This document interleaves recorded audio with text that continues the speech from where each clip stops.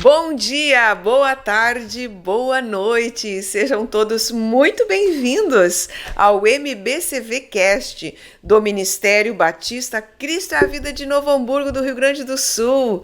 Eu falo aqui da Terra Gaúcha, né? Acabamos de viver aí nosso 20 de setembro. O povo gaúcho, um povo muito voltado às tradições, às culturas, ao patriotismo, né? E nós queremos convidar você a vivenciar um pouquinho, né, dessa nossa história, dessa nossa cultura.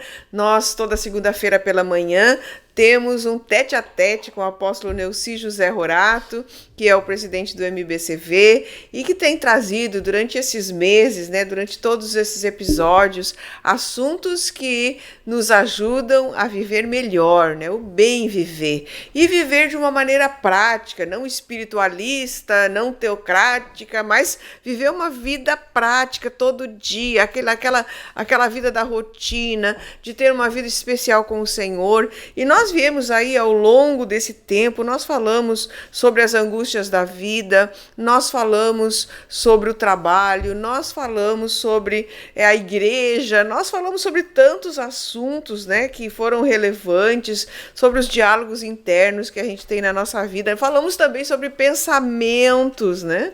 E nos últimos tempos estivemos falando sobre maldição hereditária e sobre essas questões. Olha, hoje nós estamos com chimarrão aqui, gente. Chimarrão, para quem não conhece, é uma bebida amarga, mas gostosa demais, né, para o nosso povo gaúcho. Então nós falamos sobre maldição hereditária e sobre todas as questões que envolvem esse tema e que podem sim modificar a nossa história, a nossa vida, se a gente não tiver conhecimento. Nos últimos também a gente falou sobre reencarnação, falamos sobre suicídio, né? E o que a Bíblia fala sobre suicídio, para que também a gente tenha conhecimento e não caia nessa prática, não faça isso por conta dos problemas da vida, mas que entendendo que em Deus nós temos uma solução. Então vamos começar a nossa conversa com o apóstolo no dia de hoje. Bom dia, apóstolo, tudo bem? Bom dia, pastor Eliane, tudo bem? Chegamos até aqui e louvamos a Deus por cada dia e pela luz que Ele coloca em nossos caminhos. Porque nossos caminhos? Porque a nossa vida é tridimensional. Corpo, alma e espírito, né? Então nós somos aí um corpo triuno, filhos de um Deus triuno, Deus Pai, Deus Filho, Deus Espírito Santo. Maravilhoso isso na segunda de manhã, a gente poder relembrar isso, trazer a memória. Então, nós falamos no último dia 3 de outubro, pós-eleição, sobre essa questão de autoridade, né? E eu gostaria de continuar esse tema com o senhor, falando sobre as autoridades constituídas por Deus, o que a Bíblia fala sobre isso, e também como a gente está nessa frenesi, né? A gente está trabalhando, está todo mundo falando, só se fala em política esse mês, obviamente, né? Que o tema principal, se nós formos buscar as palavras-chave do mês, será política, né? E nós queremos entender, e o apóstolo tem ministrado muito sobre isso nas suas palavras, né? De que nós somos um ser político também, né? Nós somos um ser político, nós temos que exercer a política em todas as áreas da vida. Então, pastor, a nível de Brasil, a nível de nação brasileira, nós sabemos que nós temos da nação brasileira os pessimistas com respeito ao futuro, os otimistas e os neutros. O senhor é pessimista, otimista ou neutro? Eu sou um realista.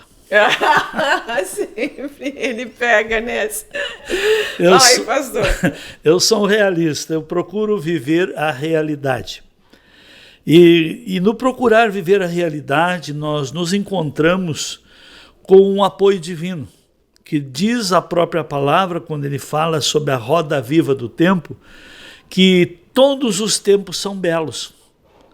E como é que nós poderemos transformar em belo o tempo? Eu sei que a população brasileira ficou quase que dividida em quem acertou o voto e quem não acertou o seu voto.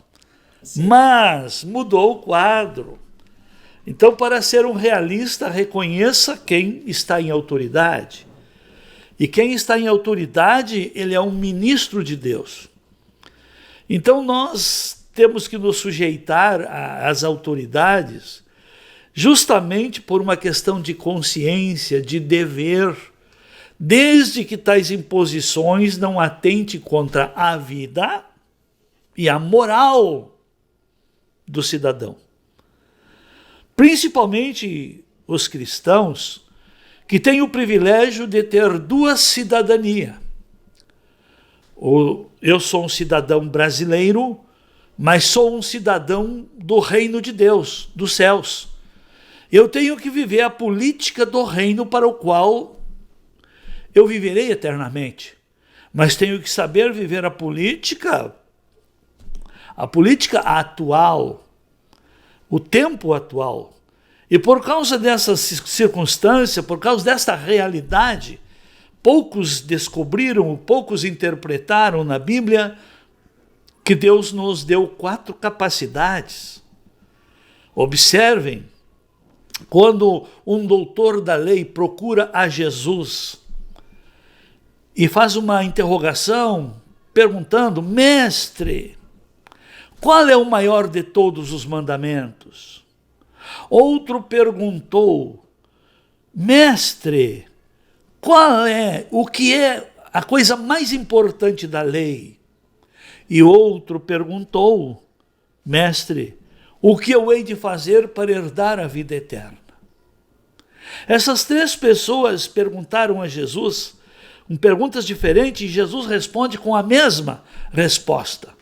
Ele diz: olha, primeiro, reconheça o Senhor Deus como único Senhor, como autoridade suprema, superior. Reconheça Ele como Senhor e ame-o de todo o coração, capacidade de compromisso, com toda a alma, com a sua capacidade, a sua faculdade, seus desejos, sentimentos, vontades. E ame com todo o teu entendimento.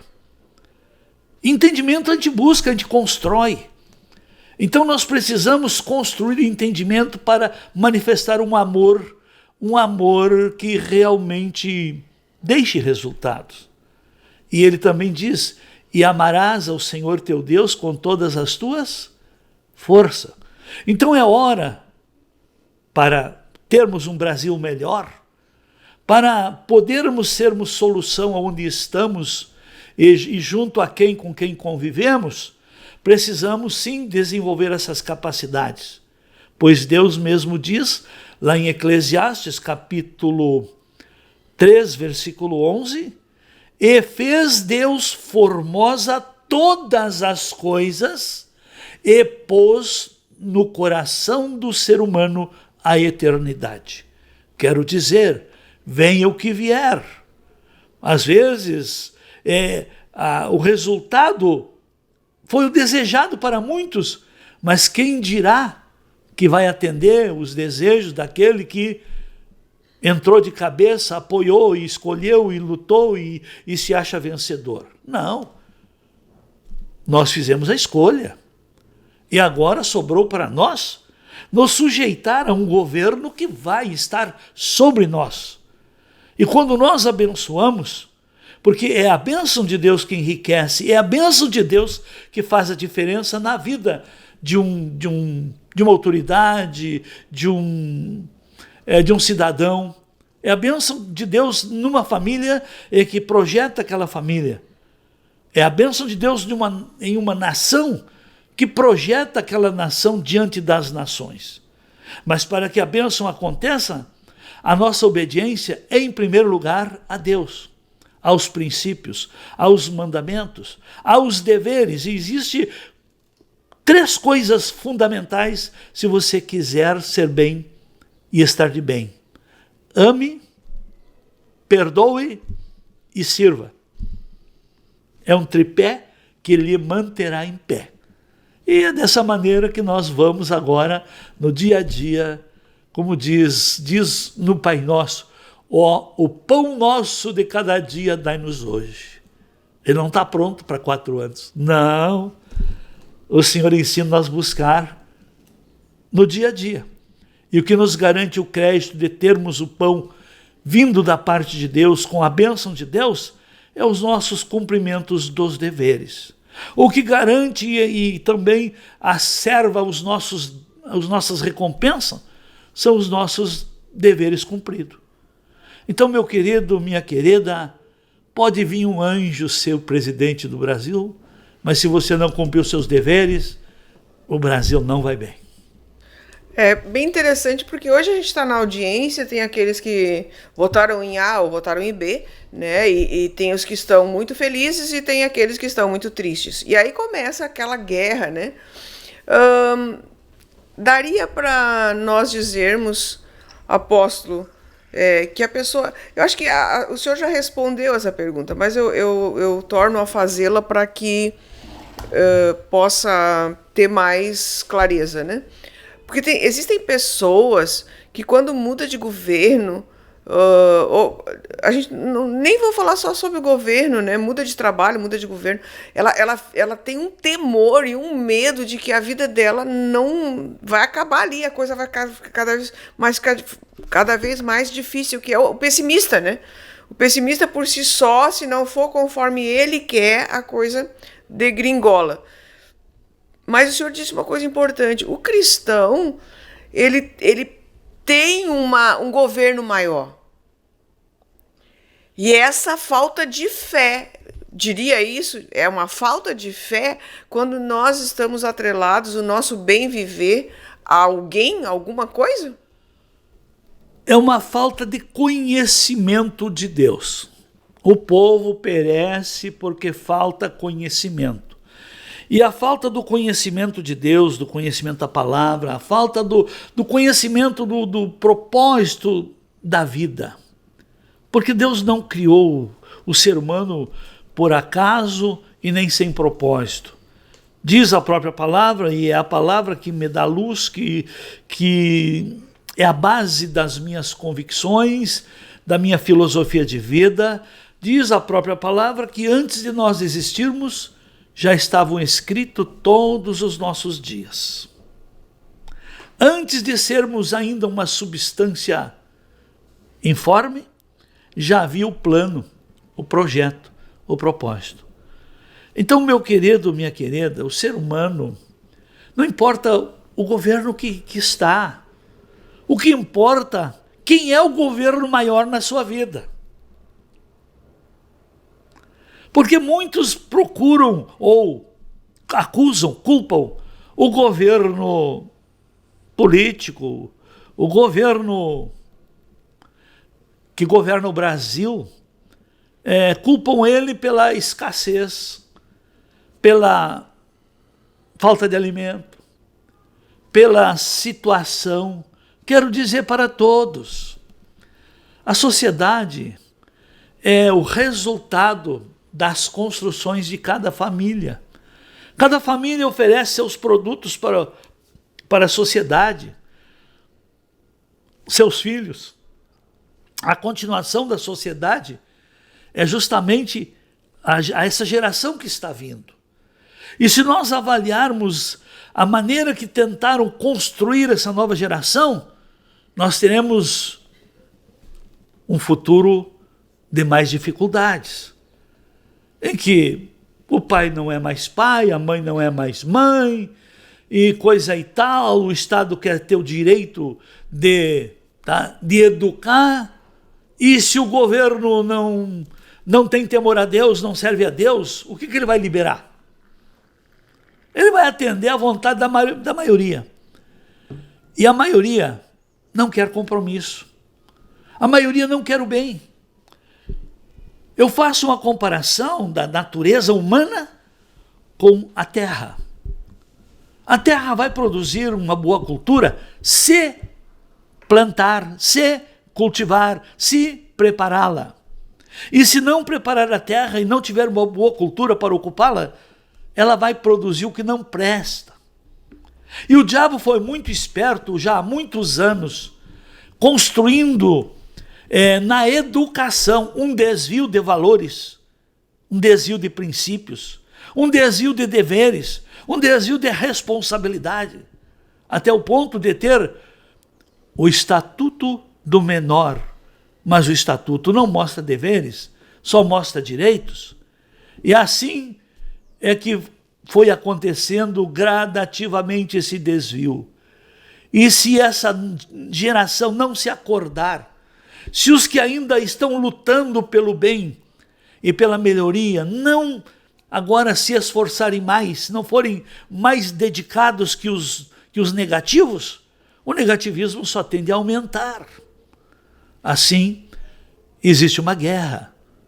Assim como para o agricultor, a guerra que o agricultor tem que enfrentar para ter a colheita de seus produtos é lutar contra o que não presta, contra aquilo que nasce por conta, contra aquilo que é improdutivo, contra aquilo que para nada serve. E hoje parece que existe até proteção para defender o que não serve para nada. Eu não estou desclassificando a vida, eu estou desclassificando as atitudes, as culturas, as coisas que foram criadas justamente com uma intenção de enfraquecer, empobrecer e escravizar. Esse é um assunto que, de fato, hoje, quando a gente vai ver alguns podcasts de debates entre direitas, esquerdas, etc., é uma vergonha. Porque há uma disfunção, há um desvio, uma inversão de valores muito grandes, né? Então, você que é nossa audiência que está nos assistindo, esse conteúdo você considera interessante e você tem aí uma pessoa na tua família que é radical, passa para ela. Vamos conversar, vamos ponderar, vamos ajustar, né, para que nós possamos viver melhor. Mas, pastor, aí nós temos 3 cenários, tá? Dentro dessa esfera de ação que o senhor tem falado aí, onde há os desvios, onde há inversões. E é interessante a gente ver, assim, se nós formos estudar a palavra de Deus, isso não é uma coisa que acontece hoje, né, pastor? Isso vem de longo tempo. Por exemplo, o senhor citou a questão do maná. Deus deu uma ordem, e a ordem do maná era que eles deveriam colher diariamente e somente na sexta-feira colher duplo, né, por causa do sábado. Mas o que acontecia na época? Eles colhiam com medo do que ia acontecer amanhã, que talvez não viesse o maná. Só que Deus foi tão sábio que quando ele deu esse maná diário, o que acontecia com aqueles manás que tinham pegos a mais? Apodrecia. Não era proveitoso. Não era proveitoso para eles, porque Deus tinha dado uma orientação, Deus tinha dado uma regra, mas o povo, ele sempre é assim, né? Ele sempre carece ou tem esse problema de ansiedade com o futuro. Tem medo do futuro, que foi a minha pergunta anterior, ou a minha fala anterior, né? De as pessoas, conforme foi o candidato que se elegeu, tá agora, e o que vai ser da minha vida por causa disso, né? Então, os 3 cenários que eu gostaria que o senhor compusesse para nós, dentro desse contexto de que sempre houve essas deturpações, né? Com respeito ao Brasil, o que foi? Como é que foi esse passado do Brasil? Como é que está sendo esse presente baseado nessa questão que o senhor falou de deturpação da educação e um trabalho muito intenso de construção de uma cultura deturpada, né? E o que a gente pode esperar da nossa nação para o futuro, independente de quem está no governo? É uma pergunta bem complexa. Eu vivi o governo militar, que os bagunceiros da época falam mal, porque estavam no lado negativo, no terrorismo, nos sequestros, nos assaltos a banco, que hoje São políticos que passaram pelo governo, até pela presidência. Eu vivi esse governo e não é nada do que essa linha fala.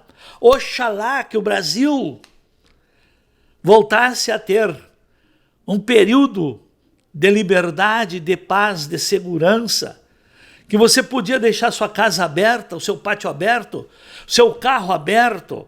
Eu lembro-me no final da década de 70, começo da década de 80, que eu abri lojas, eu ia nos bancos, eu deixava o carro aberto, estacionava na frente do banco, deixava o carro aberto. E naquele tempo havia respeito, respeitava o que era do alheio. Então, é muito fácil você vender um monstro, uma mentira, e repetir a mentira que aqueles medrosos vão absorvendo. Nós temos outra coisa aqui que é bem quentinha. Eu ainda ontem à noite, alguém me procurou para umas atividades usando máscara. E o cara não está doente, não está de Covid, não está com Covid, mas está com a mente adoentada do medo. Do medo. O medo fragiliza, o medo adoenta. Então toda notícia negativa, toda acusação mentirosa se começa a repetir às pessoas fracas, às pessoas que não pensam, que não examinam, que não pesquisam, que não ouvem os mais velhos. Problema que essa nova geração não quer ouvir conselho nem dos pais. Eu cheguei onde cheguei porque eu, desde a minha adolescência, cada desafio que eu tinha ou cada problema que eu estava enfrentando, eu procurava um idoso bem-sucedido que com certeza chegava nele: ô fulano, eu estou numa situação e eu vim te procurar porque eu creio que você já passou por coisas parecidas. E foi dessa maneira. Então, naquele tempo não tinha um Google, não tinha aí internet, não tinha consulta fácil que se tem hoje, mas tinha os referenciais que serviam de modelo. Então, o que está faltando? Voltarmos aos princípios dos filhos honrarem os pais, do cidadão honrar as autoridades. Eu tenho observado a maneira que o nosso presidente foi avacalhado. Fizeram um protótipo da cabeça dele para jogar futebol e ninguém se incomodou por isso. E quem aprova isso é cúmplice disso também. Então, tem muita coisa boa reservada para o Brasil, mas tem muita coisa ruim também, que alguém terá que colher do que semeou de sã consciência, sabendo que era mentira e deixava o povo ser enganado por mentira. E verdades omitia para que o povo não ficasse sabendo. Então, cuidado, cuidado. Nós é que construímos o nosso bem, nós é que construímos o nosso mal. Eu construo o Brasil que eu quero. E você constrói, fazendo a sua parte, o Brasil que você quer. Se você não faz o óbvio, vai ter um Brasil bem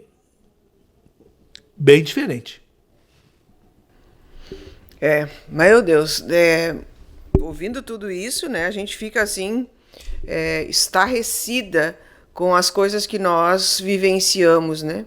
E agora, eu creio que tem uma questão assim que talvez a audiência esteja perguntando, né? E aí a gente volta nos assuntos que a gente vinha falando há algum tempo atrás, que a gente falou sobre a importância da igreja, nós falamos sobre o que é a igreja, né? E ainda a gente comentou, né, que a igreja precisa ser um torturador de um sistema maligno, exatamente, né? De certa maneira, dizendo, né? Então, pastor, baseado nisso, solução agora. O que a igreja pode contribuir para a gente mudar uma cultura e mudar uma geração? defendendo os valores da família, da liberdade e do culto a Deus. Porque no momento em que a pessoa tem um expediente de culto, ela se fortalece em Deus. E se ela vai perdendo essa cultura do culto, do cultuar, do orar, do ler a Bíblia, do se reunir, do se relacionar com a família da fé, à medida que a pessoa vai se distanciando disso, vai mudando as vibrações. Porque quando nós nos voltamos para Deus, o nosso interior vai se ajustando, vai entrando em ordem. Porque a mudança, ela começa de dentro para fora. No momento em que o governo de Deus está dentro de você e você tira para fora, os resultados serão sempre diferentes, sempre melhores. Mas como é que nós vamos tirar para fora um governo espiritual se nós não alimentamos o nosso espírito? Por isso que quer destruir uma pessoa, tire a liberdade. Liberdade de expressão, liberdade de trânsito, liberdade de culto, liberdade de escolhas, liberdade de se preparar para a vida. Quer destruir uma cultura ou a cultura de um povo? Desvie para coisas que para nada servem. E é isso que o diabo não desiste de fazer, de intentar. Tudo tem se mudado. Como falei no começo, eu vivi o governo militar, não foi ditadura militar. Sim, eles foram duros para o malandro, foram duros para aqueles que queriam a destruição, mas para o cidadão de bem, foi o melhor período, foi o melhor governo que o Brasil já teve. Posso dizer, essa falta de cabelo tem quilômetros de estrada, tem anos de vivência e tem história constatada. Então não se engane. E se você, adolescente, você jovem, que está aprendendo só com os professores da universidade, eles foram pagos para mentir e para desviar a verdade. Tome cuidado, porque não dá para conciliar relacionamento com Deus com ideologias malignas.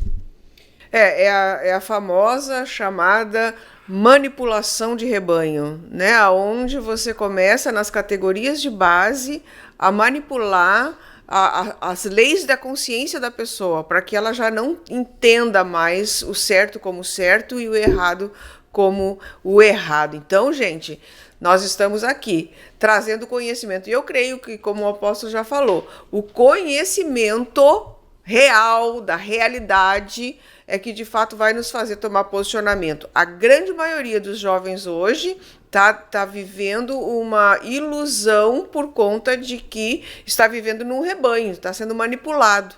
E nós precisamos ter essa consciência como igreja, de que a igreja é a solução para trazer a palavra de Deus, e a palavra de Deus é a verdade, ela é o caminho, ela é a verdade e ela é a vida. E tudo e qualquer outra coisa que se levantar para te trazer outras verdades, você precisa ter a palavra de Deus como crivo, porque senão você vai se machucar, você vai se arrebentar mais ali na frente. Bom, pastor, estamos já no finalzinho do nosso MBCV Cast.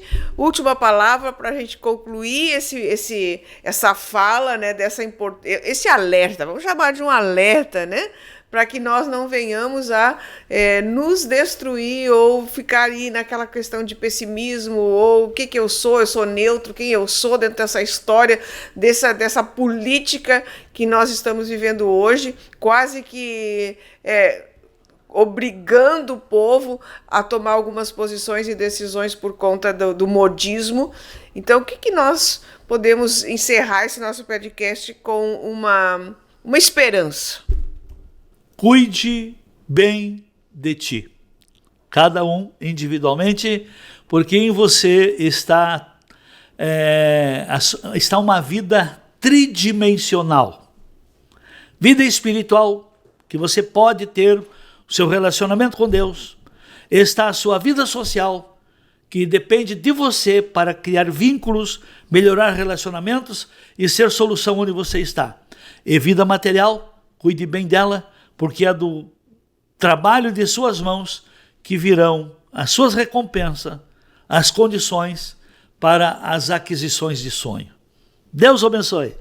Amém. Deus abençoe. Você é brasileiro. Ame o Brasil. Eu sou cidadão do céu também. Amém. Tchau, gente.